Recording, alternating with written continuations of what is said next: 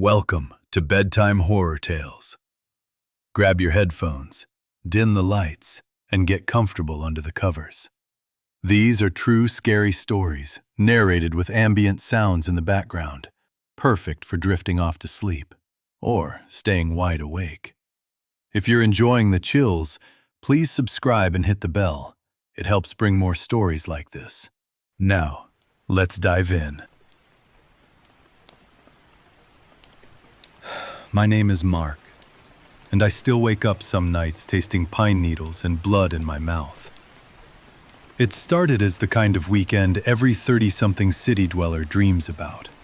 4 old college friends, a rented cabin in the Adirondacks, no cell service, no responsibilities.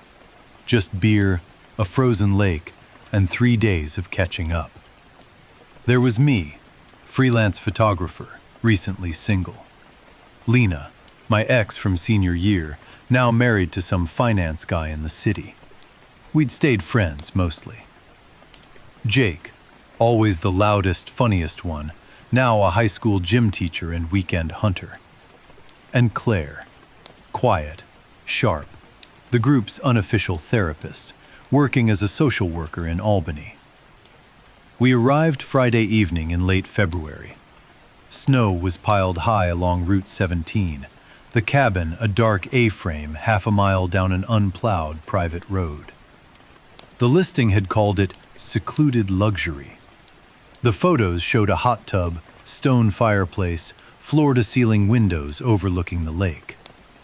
Perfect. The owner had left a note on the counter. Welcome. Firewood in the shed. Generator in the basement if power goes. Cell service is spotty. Enjoy the peace. Back Sunday afternoon to check out. We laughed about going full off-grid. Cracked beers, played cards until 2 a.m. Everything felt easy, like we were 22 again. Saturday morning we hiked around the frozen lake. Jake carried his hunting rifle, just in case. He'd spotted fresh deer tracks near the shed. Claire teased him about overcompensating. Lena took photos on her fancy camera. I took none. I was trying to stay in the moment. By late afternoon, the temperature dropped hard. Wind howled through the pines. We retreated inside, started a fire, made chili. That's when the power flickered and died. No big deal. Generator instructions were taped inside the basement door. Jake and I went down together. The basement smelled of damp concrete and old oil. The generator was an ancient red Honda, half buried under tarps. We primed it, yanked the cord a dozen times. Nothing. Fuel was full, but the spark plug looked corroded. Jake cursed. I suggested we wait till morning. Maybe it would start when it warmed up. Back upstairs, the women had lit every candle they could find. The fire roared. We drank more. Played a dumb drinking game. Never Have I Ever, Adult Edition. Secrets spilled out like they always do when alcohol loosens tongues. Lena admitted she and her husband were in counseling. Claire confessed she'd been suspended from work 6 months earlier after a teenage client overdosed. The investigation cleared her, but she still carried the guilt. Jake laughed too loud and said he'd once slept with a student's mom. Nothing happened with the kid, he insisted, but it could have cost him his job. He'd never told anyone until now. I stayed quiet most of the night. I didn't have anything that dramatic. Around midnight, we heard the first vehicle. A low engine rumble, headlights sweeping across the snow outside the big windows. We all froze. Owner coming early? Claire asked. But the note said Sunday afternoon. The vehicle, an old pickup from the sound of it, slowed, idled at the end of the private road, then turned in. Headlights raked the front of the cabin before killing. Doors slammed. 2, maybe 3 people. We waited. No knock. No voices calling out. Jake grabbed his rifle from beside the door. Probably locals checking if anyone's here during the storm. But nobody came to the door. After 10 minutes, the truck started again and left. We laughed it off, nervous laughter, and went to bed. I took the loft bedroom, open to the living room below. The others took the 2 downstairs bedrooms. I couldn't sleep. Wind rattled the windows. Around 3 a.m., I heard it. Faint crunching in the snow outside. Footsteps circling the cabin. I crept to the loft railing and looked down. The fire had burned low, throwing long shadows. Nothing moved inside. The footsteps stopped beneath my window. I held my breath. Then silence. Morning brought gray light and 6 fresh inches of snow. The private road was plowed, just a single pass, wide enough for 1 vehicle. Jake found boot prints all around the cabin. Large, deep. They circled the house twice, paused under each window, then walked straight to the shed where the firewood was stacked. The shed door hung open. Inside, half the wood was gone.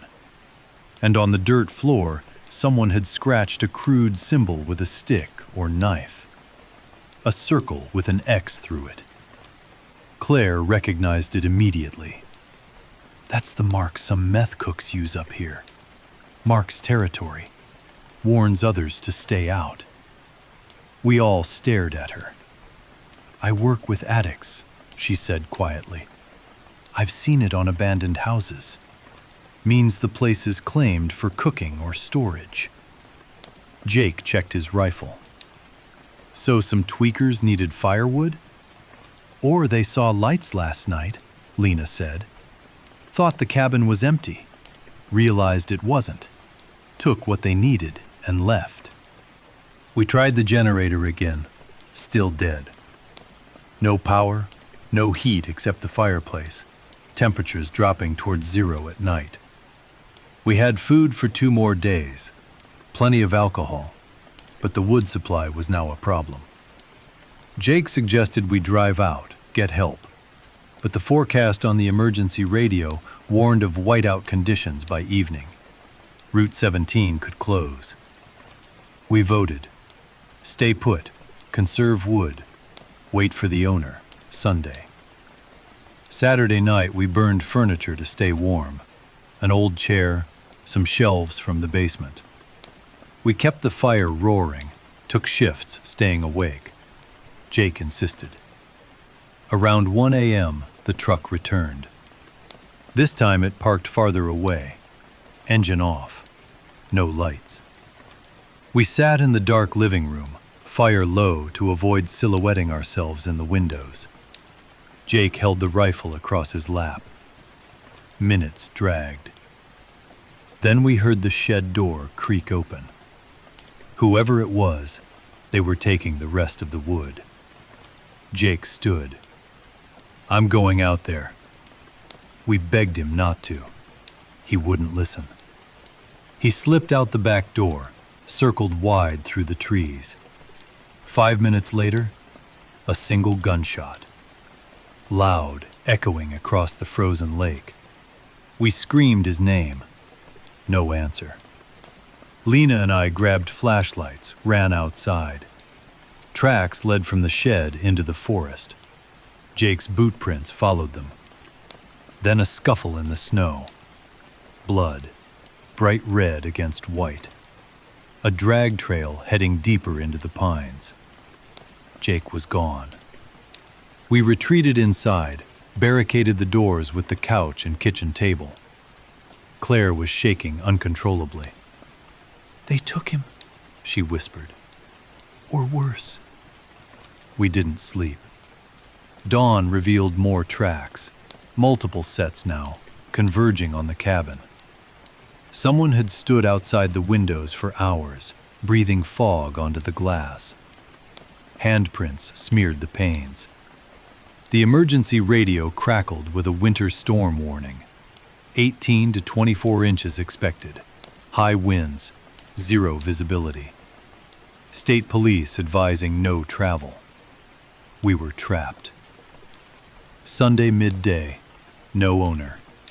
We burned books, board games, anything that would catch. The cabin grew colder anyway. Around 3 p.m., we heard voices outside. Low, arguing. 3 men, maybe 4. Accents thick, rural. They weren't speaking to us. They were discussing the cabin like contractors sizing up a job.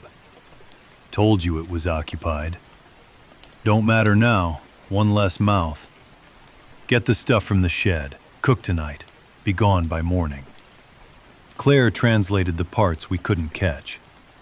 She'd heard similar talk in the homes of clients. They weren't just thieves. This cabin, or its shed, was being used as a remote cook site. Isolated, private road, rarely visited in winter. Perfect. And we had walked in on them. They couldn't leave witnesses. We whispered plans. Hide? Run? Fight? Only one gun, 6 rounds left. Lena found the owner's shotgun in a locked cabinet, key hidden above the door frame like every rural house ever. 2 shells, 8 shots total. Dusk fell early under the storm clouds. Snow started as heavy flakes. The first attempt came at full dark.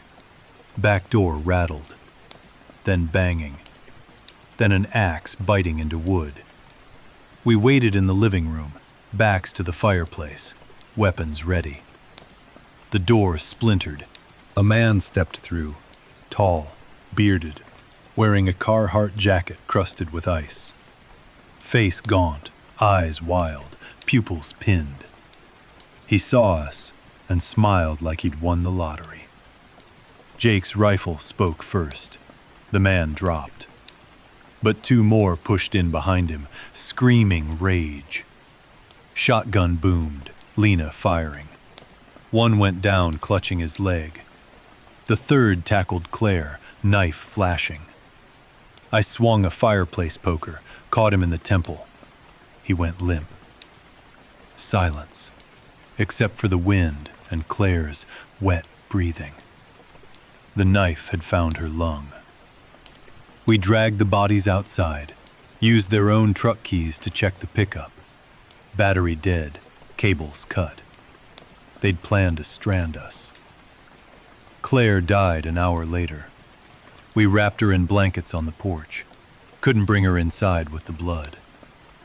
Lena and I sat by the dying fire, sharing the last 2 bullets. We heard the 4th man out there somewhere, whistling as he walked the perimeter, waiting for us to freeze or make a run. At some point in the endless night, Lena looked at me and said, "We should have just given them the damn cabin." I didn't answer. There was nothing to say. Morning never really came, just a lighter shade of gray through the blizzard. The owner arrived Tuesday, once the plows finally cleared Route 17.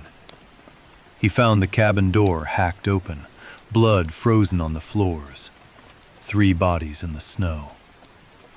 Lena and I were sitting on the couch, holding hands, frostbitten but alive. The 4th man was never caught. Police said the cook site in the shed had been active for months. High-grade meth, distributed downstate. The men we killed had records: assault, burglary, 1 manslaughter. They called it self-defense. But every year around February, I get a postcard. No return address, just a crude circle with an X scratched into the paper. I keep them all in a shoebox. And I never go north of Albany again.